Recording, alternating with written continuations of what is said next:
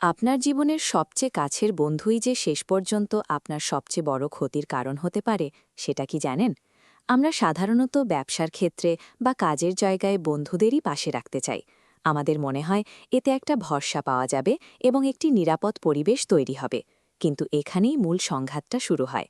বন্ধুত্বের ভিত্তি হল সম্পূর্ণ সমতা, আর পেশাদার ক্ষেত্র সবসময় একটি সুনির্দিষ্ট পদমর্যাদা বা হায়ারার্কি দাবি করে। যখন সমান অধিকারের একটি সম্পর্কে আপনি ক্ষমতার বিভাজন নিয়ে আসেন, তখন সেটি বন্ধুত্বের গভীরতা বাড়ায় না, বরং সম্পর্কের মূল কাঠামোটিকেই নড়বড়ে করে দেয়। যখন আপনি কোনো বন্ধুকে চাকরি বা ব্যবসায় সুযোগ দেন, তখন অবচেতনভাবেই সেটি একটি করুণা বা দান হিসেবে গণ্য হয়। প্রথম দিকের কৃতজ্ঞতা খুব দ্রুতই অধিকারবোধে রূপ নেয়। তারা এই সুযোগটিকে টেকেন ফর গ্রান্টেড নেওয়া শুরু করে। এদিকে আপনিও বন্ধুত্বের খাতিরে তাদের কাজের ভুলগুলো ধরিয়ে দিতে পারেন না। আপনার ভয়ে কাজ করে যে পেশাদার আচরণ করলে হয়তো দীর্ঘদিনের সম্পর্কটি নষ্ট হয়ে যাবে। আর ঠিক এই জায়গা থেকেই জন্ম নেয় গোপন হিংসা।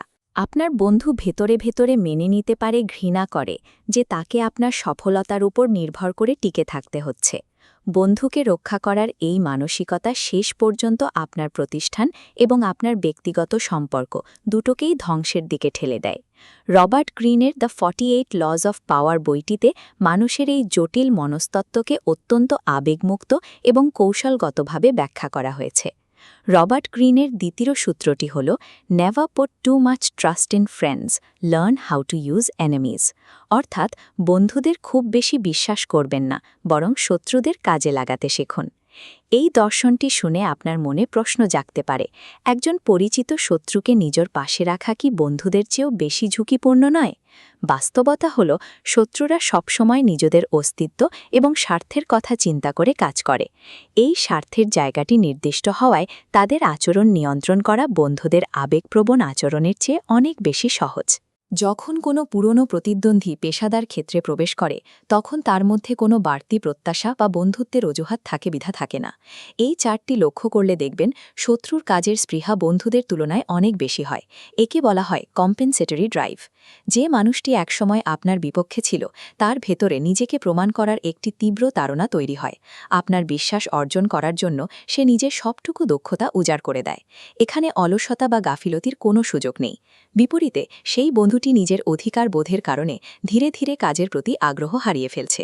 এই নতুন পরিস্থিতিতে নিজের যোগ্যতা প্রমাণের চ্যালেঞ্জ শত্রুকে অনেক বেশি সতর্ক এবং দায়িত্বশীল করে তোলে। ফলে সে আপনার লক্ষ্যের প্রতি অদ্ভুতভাবে অনুগত হয়ে ওঠে। সত্যিকারের আনুগত্য কখনোই কেবল পুরনো পরিচয়ের ওপর দাঁড়িয়ে থাকে না, বরং এটি গড়ে ওঠে বর্তমানের প্রয়োজন এবং নিজের গুরুত্ব প্রমাণের লড়াই থেকে। পাওয়ারের এই কাঠামোটি আয়ত্ত করতে হলে আপনাকে ব্যক্তিগত আবেগ এবং পেশাগত যোগ্যতাকে সম্পূর্ণ আলাদা করতে শিখতে হবে। তাই বন্ধুত্ব রাখুন আড্ডায়, কিন্তু কাজের জায়গায় যোগ্য মানুষকে বেছে নিন।